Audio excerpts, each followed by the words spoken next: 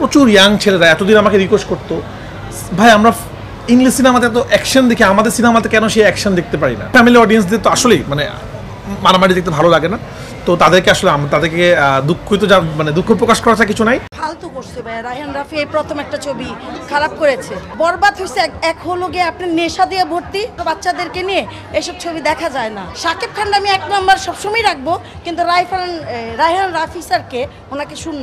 নিশু এখানে আবার আছে সিয়াম, এদের জন্য মানে এদেরকে দেখা ছবিটা উঠছে। নতুন কিছু আমরা পাইনি আর কি। ফালতু করছে ভাই, রায়হান রাফি এই প্রথম একটা ছবি খারাপ করেছে। ফ্যামিলি নিয়ে এত মারামারি ভালো লাগে না।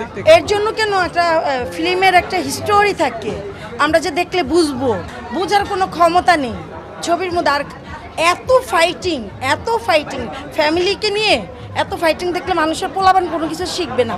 এর মধ্যে কিছু বরবাদ হয়েছে। এক হলো গিয়ে আপনি নেশা দিয়ে ভর্তি, আর এটার মধ্যে গোলাগুলি, ফ্যামিলি ছোট বাচ্চাদেরকে নিয়ে এসব ছবি দেখা যায় না। আর তাছাড়া একটা ছবির মধ্যে রোমান্টিক থাকে, একটা স্টোরি থাকে, এটার মধ্যে কিছুই নেই, শুধু মারপিট। আমি এটার আগামাথা কিছুই বুঝিনি। আমি 10-এর মধ্যে শাকিব খান আমি 1 নম্বর সবসময় রাখবো, কিন্তু রায়হান রাফি স্যারকে ওনাকে শূন্য, 10-এর মধ্যে শূন্য। উনি এই জীবনে প্রথমে একটা ছবি ফ্লপ করছে। শুধু এই যে আমাদেরকে দেখছেন, এত দর্শক দেখছেন, সব শুধু অনলি ফর শাকিব খানের জন্য, আর বাকি ছবিটা কিন্তু পুরো ফ্লপ, এটাই সত্য।